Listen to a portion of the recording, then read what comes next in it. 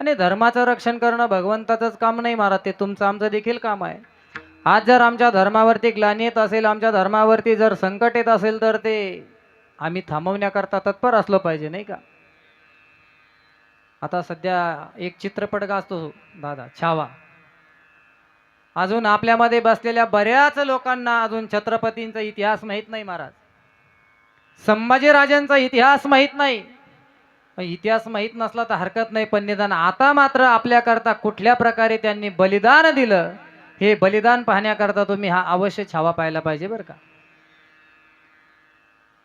अहो, धर्माचं रक्षण करण्याकरता स्वतःचा धर्म जर सोडला असता तर पाहिजे त्या गोष्टी मिळाल्या असत्या दादा. ज्या टायमाला छत्रपतींचे संभाजीराजेंचे डोळे काढण्यात आले महाराज, त्या टायमाला औरंगजेबनं विचारलं, आमचा धर्म स्वीकारता का? जसं पाहिजे तसं होईल, जे पाहिजे ते प्राप्त होईल, आमचा धर्म स्वीकारा. अहो, त्याच शब्दामध्ये संपूर्ण शरीरातून रक्त स्राव चालू आहे. जे घाव घातलेले होते त्या घावावरती मीठ चोळण्याचं काम औरंगजेबांनी केलं. अशा ही परिस्थितीमध्ये हाताचे नख उपसण्यात आले.